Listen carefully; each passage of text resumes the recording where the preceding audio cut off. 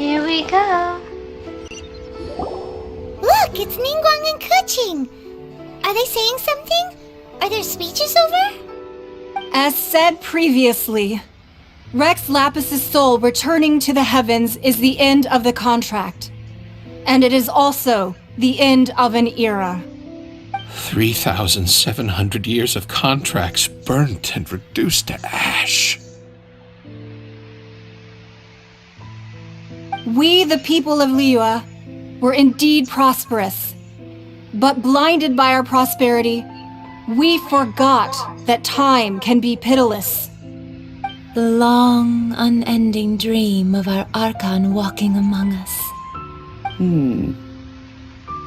Now that we have awoken from our dream, we must learn to say farewell. Will you stand with us as we re-establish our contracts? As we build a new age of prosperity? So concludes the words of Her Eminence the Tianquan. Does Her Eminence the Yuheng have anything to add?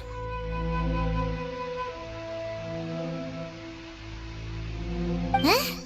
Is she looking this way? Traveler. Yikes! She really is looking our way! Is that the traveler who they say defeated the ancient god? So young. The Liyue Qixing always repay their debts. And as you have heard, our eyes see far and our reach is long. Name your price. You deserve that much. Whoa!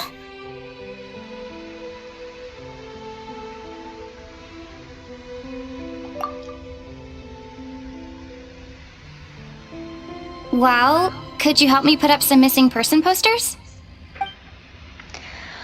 God, I wish they would have Sarah say something more.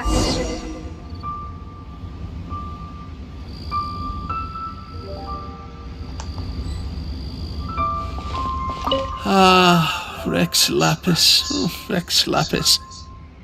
Now that I think about it, if everyone's of the same mind as me, perhaps mementos for Rex Lapis might be the best short-term business opportunity. Of course. And to think I'd put my best perfume on before coming here, thinking you'd like it. But it seems as if those perfumes really were meant to be offered to Rex Lapis. Well, that's fine. Suffer no rivals in love, they say. And that's 3 gone in 1 stroke.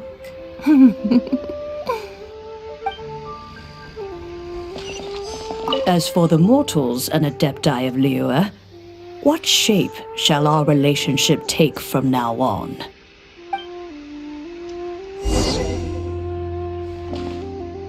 There you are, Zhongli. All the way in the back.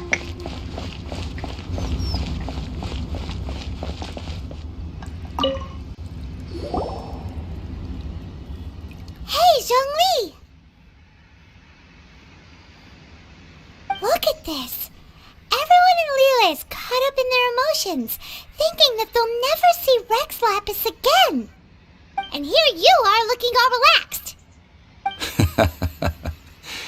Why would I not feel more at ease after laying down the burden I have borne for 3,700 years? Right, if the two of you can spare the time, I should treat you to a meal at the Xinyue kiosk. Ha! That sounds like big talk, Zhongli. Paimon might have believed you if you were treating us to some third-round knockout, but you'd have to pay out your nose just to stand inside Xinyue kiosk. Are you sure you can afford it? You're right. I do lack the Mora. But why would Morax lack Mora? Or, you've been this way the entire time. But... As the Rex Lapis Morax, I can easily create Mora.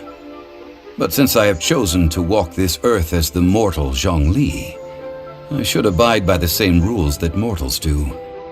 When I was journeying with you, though I still had the Gnosis in hand, I knew that I must soon retire from my role as an Archon.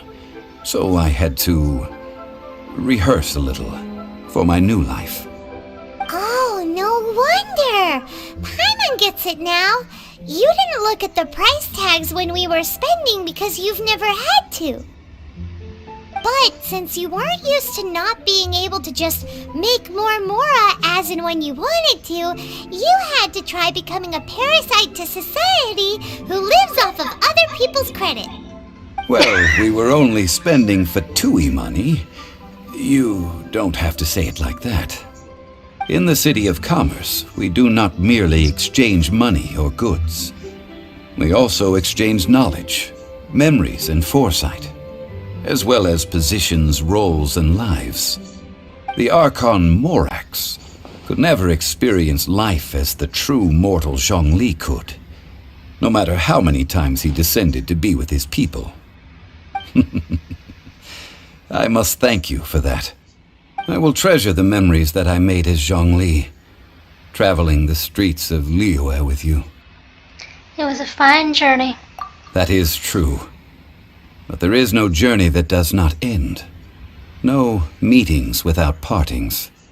Paimon thinks that we should make a move and continue our search for the Seven. I fear that continuing your journey may be difficult. The nation that neighbors Liyue by sea, Inazuma, is presently closed. Closed? Yes. The nation has been closed by order of its deity, the Electro-Archon Ball. And just as the people of Liyue preferred to call me Rex Lapis, she too goes by another name among locals in Inazuma. Paimon thinks we've heard that one before. Raiden? That is the case. And since Raiden is also the Shogun of Inazuma, people call her the Raiden Shogun. The Inazuma Shogunate. That said, though people at the wharf were saying that the situation in Inazuma is very tense, Paimon doesn't remember that always being the case. It wasn't that bad last year. Zhongli, since you're Rex Lapis, shouldn't you know something about what's happening there? Just how did Inazuma become a closed nation? It's because of visions. Visions? When faced with circumstances beyond their control, humans often bemoan their lack of power. But if a person shows true strength of will at a desperate and fateful moment in their life, the gods will look upon them with favor. This is what visions are. Magical foci bestowed upon those who have been acknowledged by the gods. That's how people in Teyvat see it. But starting from last year, the Raiden Shogun began promulgating the Vision Hunt Decree. Vision Hunt Decree? Yes. It was an order to seize all visions within Inazuma's borders, and to inlay them upon the hands of the statue of the omnipresent god. They want to seize visions. But why? Aren't visions blessings from the gods? I should think that in the Raiden Shogun's eyes, it is precisely because they are divine blessings that they should be under the sole dominion of divinity. Whoa, that's harsh. The Animo Archon is the god of freedom, and the Geo Archon is the god of contracts. For her part, the Raiden Shogun is the god of eternity. It seems as though she has finally decided to eliminate any unstable elements that could pose a threat to her eternal realm. The fact that even I, the oldest of the seven, have now passed away, will only strengthen her resolve to pursue eternity. Knowing her, she must have again quoted that adage she is most fond of when proclaiming that decree to her people. 7 ideals for 7 gods, and of these, eternity is nearest unto the heavenly principles. Heaven. All right then. Was there anything else you wish to know? So about that trial. That was a good one. Failing a divine trial. How they came up with that excuse, I will never know. That said, the reason why the Qixing were so eager to resolve the incident and stop pursuing the culprit was indeed because they received news in secret that Rex Lapis was not dead. I hinted as much to the Adepti as well. How did I accomplish that, you ask? Have you ever heard of this particularly convenient Adepti art known as gifting dreams and visions? All right then. Was there anything else you wish to know? Child. Yeah, about that. Before the Chising made their announcement, we listened to a lot of people talking on the way. Most of them put the blame for everything on Child. These are indeed false accusations. But it remains undeniably true that Child did send people to the Jade Chamber to prevent the Adepti and the Chising from defeating the ancient god. I've heard that Ningguang is busy milking that for all it's worth on the foreign relations front at the moment, browbeating the envoys of the Fatui. Ha! Those poor Snezhnayan diplomats. If it were not for Child's exalted position as a harbinger, I'm certain that they would have shifted all the blame to him and called for his dismissal by now. All right then. Was there anything else you wish to know? As for the Chising, The time of the Adepti has long passed. If even the Liyue Chising don't want to face that truth, then what future is there for Liyue? Kuching is absolutely right in saying this. Now, though I did laud Ningguang's desire for power, believing this to be a good thing, and thought as a matter of course that she must have been behind the Chising's plan to take governing power over Liyue from the hands of the gods and Adepti, could the original person who brought up the idea of seizing power have been... All right then. Was there anything else you wish to know? now about Mora. That's right. Zhongli, now that you don't have your gnosis, what's going to happen to all the Mora in Tibet? Since Morax is dead, are they all just gonna disappear? Also, isn't the Golden House the only mint in the entire continent? Will it even continue to work? The Mora present now will not vanish. But the Golden House will indeed have to cease operations for a lengthy period of time, since creating Mora requires the use of the Geo-Archon's power. This is terrible! We're all about to run out of Mora! The world is coming to an end! Yes, this is indeed a major issue from a financial standpoint. Well, I suppose we'll just leave such troublesome matters to the Liyue Chising to debate. Then, did you at least set some private funds aside for yourself? Oh, a private fund. This does seem like a good, logical, common-sense idea. It's a shame. What's a shame? It's a shame that I didn't think of it at the time. All right then. Was there anything else you wish to know? There's nothing else. Well then, I suppose you'll have to find a way to get inside this closed nation. Have patience. I suspect that some serendipity must first come into play.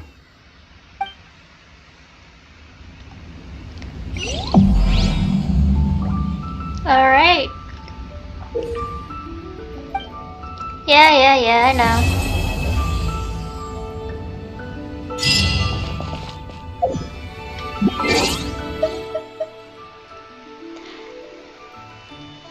First things first. Zhongli, you're an idiot! Why would you not think of setting up a private fund for yourself before handing over the Gnosis, you moron?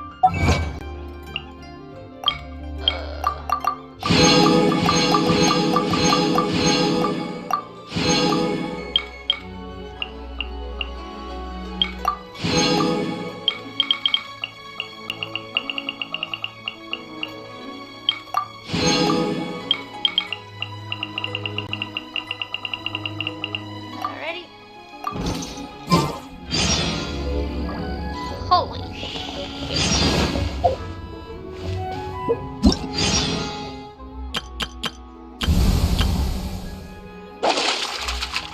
Oh, yo, okay. So, what happens after you complete Chapter 1, which is entire Liyue chapter, you'll get either two things. A home, a teapot to call home, and exploding population. So in order to do this, you have to complete this final chapter. And this is how you get your teapot.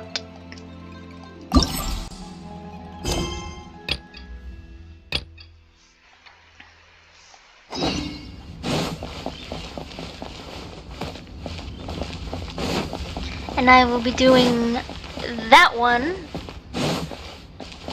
real soon. I just want my teapot.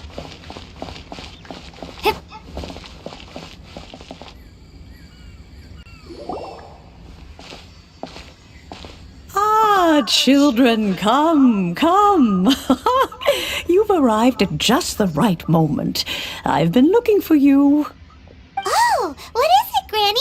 Need any help? Oh, no. You've done so much for Liyue Harbor already. I could hardly ask for more. In fact, my old friends and I have been putting our heads together to think of what sort of gift we might give you in return. A gift? For Paimon? You're too kind. Oh, child, you are so very modest. Uncommonly so, even. But you mustn't decline this gift. I simply won't allow it. When you traversed my old teapot in search of the cleansing bell, I heard your little friend mention that you often camp out in the wilds. That simply won't do, especially since I imagine you still have a very long journey ahead of you. Fortunately, I have not yet grown so old as to see my subspace creation abilities atrophy. What's subspace creation? Oh, did my friends never mention that to you? Well then, it is a blessing we old folks once received from Rex Lapis, part of our illumination, if you will. I will not go into too much detail, but subspace creation is the ability to create a small, autonomous pocket world. The teapot that you entered previously was a little trinket created using that ability. A trinket, you say? So, in the eyes of an adeptus, creating a magic teapot world is just child's play, huh? Oh, indeed, the teapot is nothing to boast of. One such as myself must depart from this realm to create a world of one's own. Rex Lapis, on the other hand, moved mountains and seas. That is what one might call an exercise of true power. But that's enough nostalgia for now.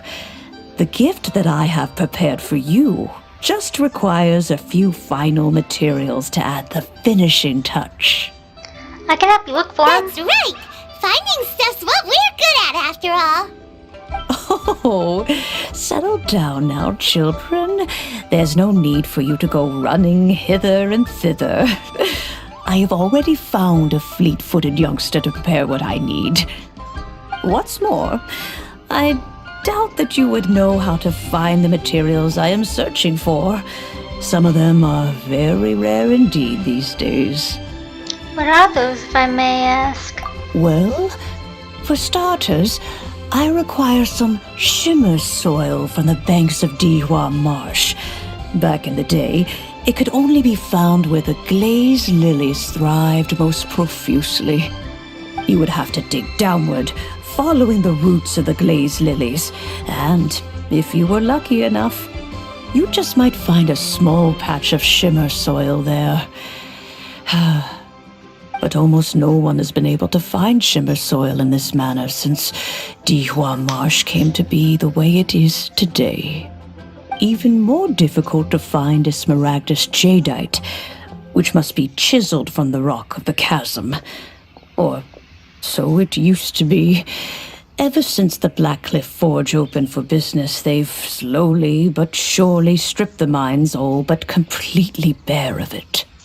In any case, Smaragdus Jadeite is an Adepti treasure, and the Adeptal power within is not something that most humans can withstand. Extended contact with it is, in fact, harmful to humans. Goodness knows if that child will succeed in finding these items. Who's this child? Well, since you're an Adeptus, Granny, the person you asked for help, they must be an Adeptus too, right? Yes. I suppose she does count as an Adeptus. She counts? How come there are so many Adepti in Liyue Harbor? We seem to bump into them all the time. It feels like even when you go out to eat, you could be sitting next to an Adeptus and never even know it. Oh, maybe so. Who can say? A fair few of my old friends are rather fond of mundane mortal life, after all. I'm back, Granny. Oh, I don't believe we've met.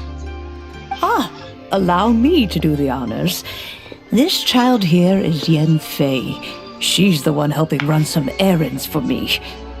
Yen Fei, I believe you've already heard of the Traveler and her traveling companion.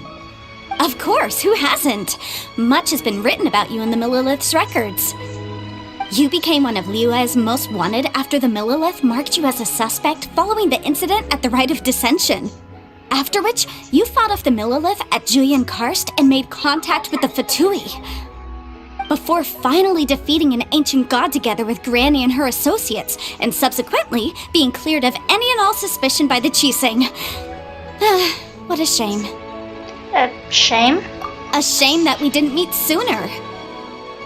If we had, well, I can't say that I would have been able to clear you of suspicion immediately, but it certainly would have been less, embarrassing for you.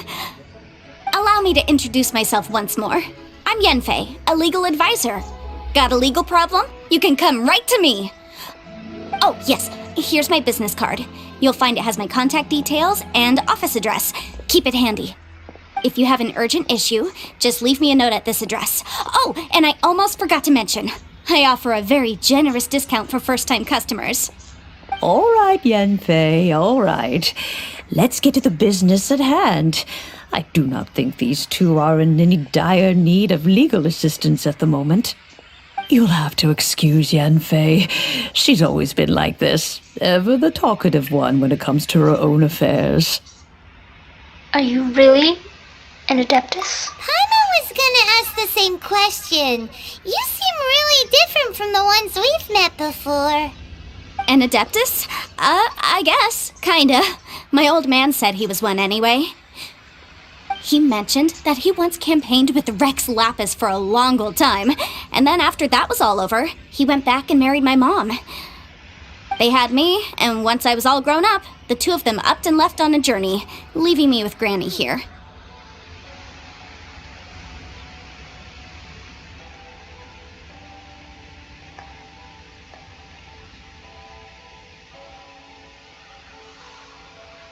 Well, that's a bit casual for an Adeptus.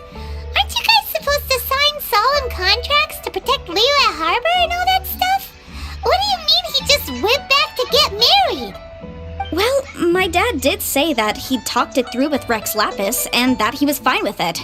Even contributed towards the wedding gift, apparently.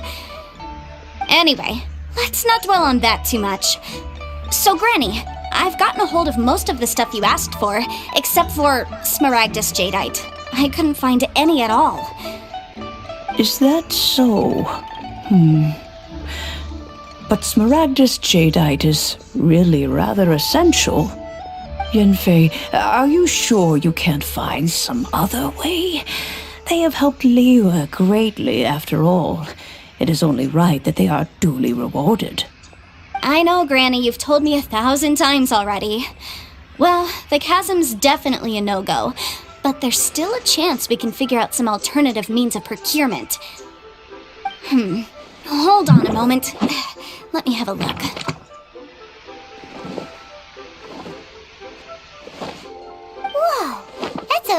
really thick book. What kind of things do you write in there? Commercial consultancy. Or Snezhnaya? Ah, found him. Krosel. A Snezhnayan merchant who once came to me with some legal queries on certain articles in the legal codices. If my memory serves, all of them had to do with rare ores. He mentioned that he was considering acquiring some Smaragdus jadeite to make hairpins, and wanted to know if there were any legal ramifications that he should be aware of. Said he was planning to sell them in Snezhnaya. So, I guess I'll go look for him. With any luck, he'll have gotten his hands on some Smaragdus jadeite, or might have an idea of where we can find some. We'll come with you. You want to join me? I suppose that's no problem, but it's best if you just stand by and watch. If you try to get involved, you'll only risk placing yourself in legal jeopardy. Wow, an Adeptus imploring us to avoid incurring legal liability. Well, that's a first for sure. Best we be a little more careful than usual while we're with her.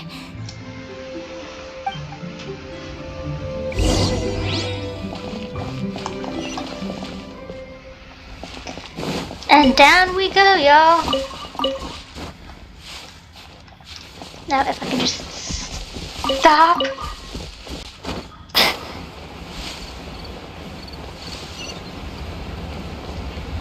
I swear, it's even though I'm using controller, it's like every movement it makes my character want to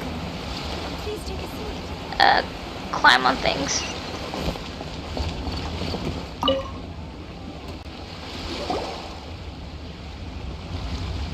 Hello, Mr. Krosel. How's business been? Oh, good, very good. All thanks to your advice, Miss Yanfei. What brings you here today? You're too kind. I was simply doing my job. Now, I believe that the last time we met, you mentioned that you were looking to source some Smaragdus jadeite to make hairpins. Have there been any further developments on this front? Well, yes, as a matter of fact, in the end I did acquire a small piece of Smaragdus jadeite and had it fashioned into a pair of hairpins. Miss Yanfei, might I presume that you have an interest in the hairpins? I must apologize, I've already rented them out to a lady named Zhi Qiao. If you'd like to inspect them, you may have to wait quite some time. Wait, isn't Smaragdus jadeite really rare? Aren't you worried about the hairpins getting damaged or lost while they're being rented out? No, I'm not worried in the slightest, because I signed a contract with Miss Zhi Qiao before renting them to her. The contract makes it quite clear that if she loses or damages the item in question, she must compensate me for its full original value. In return, I included a clause that guarantees the Smaragdus jadeite is genuine, with a penalty of 10 times the item's value payable by me to Ms. Zhi Qiao in the event that it is shown to be a fake. Guaranteed genuine, with 10 times the value payable if this claim is shown to be false. Yes, these terms are very clear indeed. Of course. This way, both the client and I have the assurance we need. To ensure fairness, each of us has retained an original copy of the contract. In that case, might you know where Miss Zhi lives? We'd like to pay her a visit and have a look at the hairpins. Oh, of course. She wrote her address down when we signed our contract. Here, I'll mark it on your map for you. Thanks a lot, Mr. Krosel. We'll be off now. Can't beat the atmosphere here.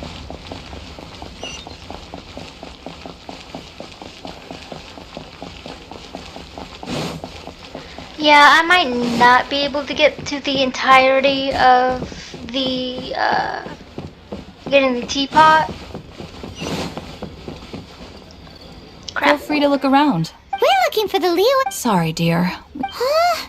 The thing is, it barely sold any copies, and the few travelers that did buy it made Well, that's a shame. The fact remains that Who's Ching? a book collector who lives in Qing. He was Blah, a blah, regular blah. customer. Did somebody say out of print? Oh. Is there a chance that Volume 6 of Legend of the Shattered Halberd is also in his collection? Apologies, my liege. Where are my manners? My name is Xingqiu, a humble literature enthusiast who happened to be passing by. Since you and I are both in search of lost books, What say we travel together to Mount Jingsa and pay a visit to Chang the Ninth? My pleasure, fellow book lover. God, I hate it when you get pulled into...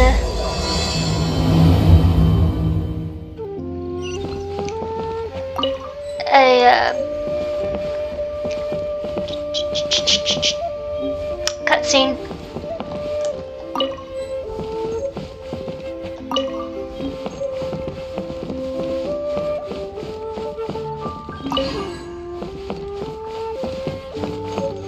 But yes, that is the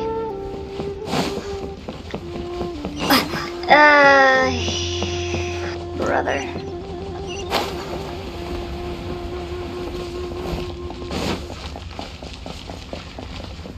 Well, like I was saying, I probably won't be able to get to it in this video because I've got 56 minutes left of this recording.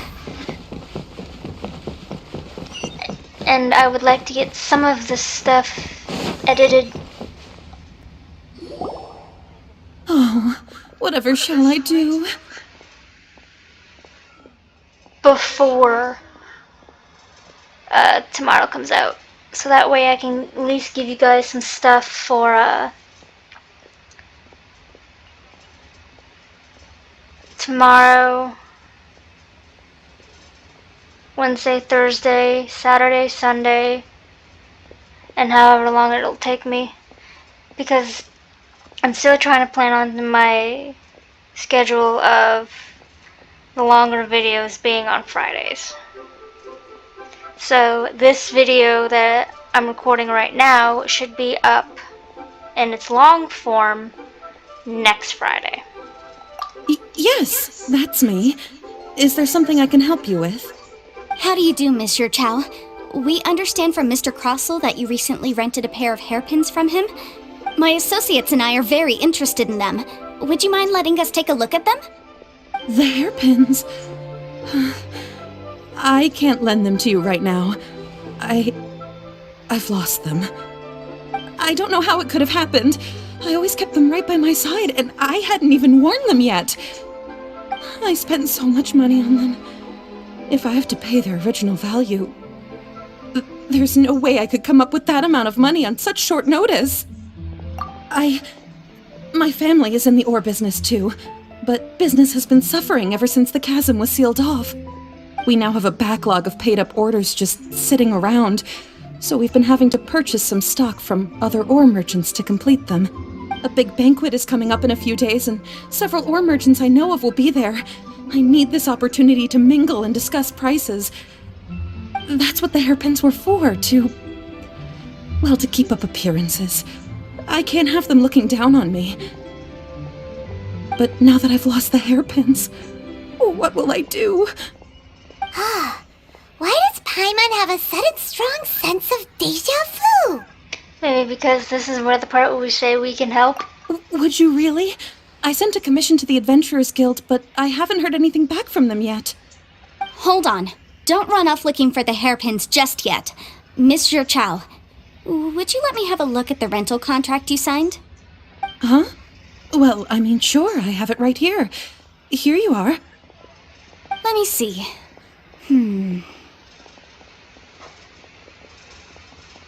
That's right! Yanfei said she's a legal advisor, didn't she?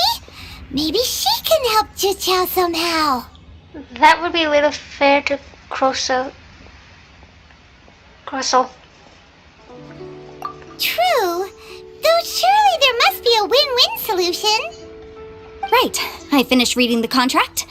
The terms are very clear, and they do indeed stipulate that you must pay Mr. Crossell the original value of the hairpins as compensation for the loss. Furthermore, the contract also expressly states that the amount of compensation must take current market prices into account. And given the rarity of Smaragdus Jadeite, I fear that the final amount of compensation may end up being significantly higher as a result. Even higher? Oh, no. Uh-oh. Juchao looks like she's about to faint.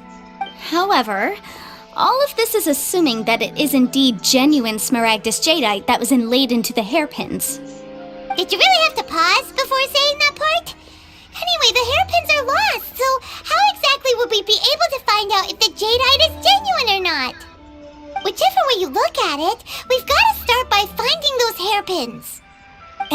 that if we found the hairpins, there'd no longer be any need to check whether the jadeite is genuine, would there?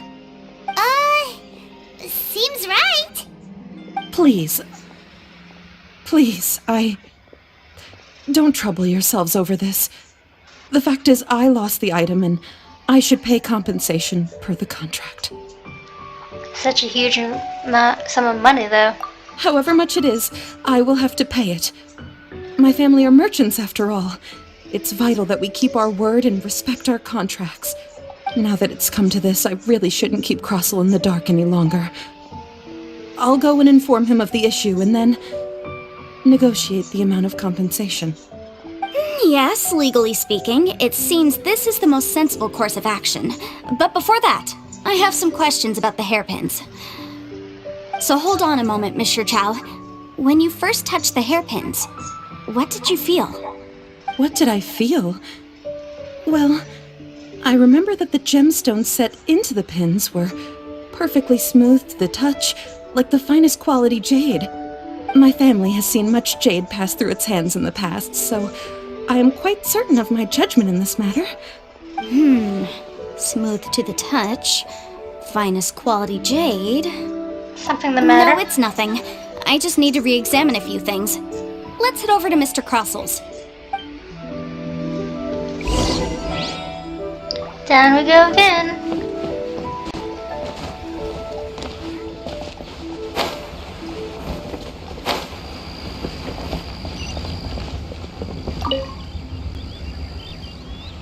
Ah, Miss Yanfei, you've returned. With Miss Jiqiao in tow, too, I see. How are the hairpins? I trust you're quite satisfied with them? About that.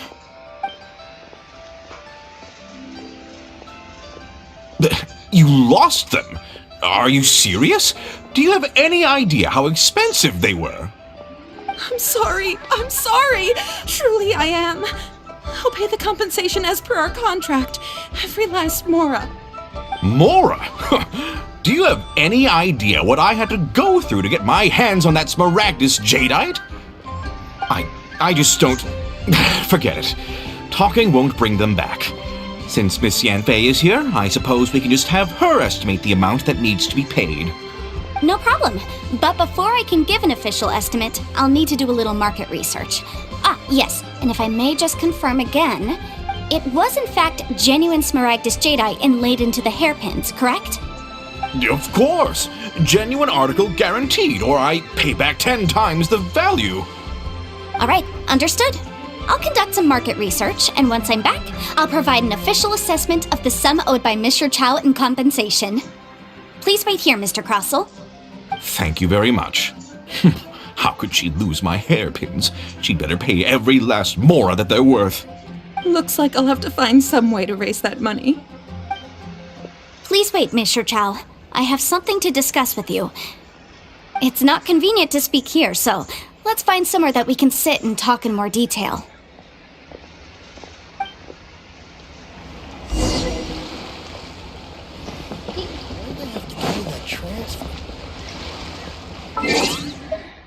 And with that, and the impromptu cutscene of our little Hydro Vision user, I will cut this video short, and I will see you next time, guys. And if you like this video, please like and comment, subscribe, and please click the bell for all notifications. It will help you know when I next upload. Alright, see you guys later. Bye!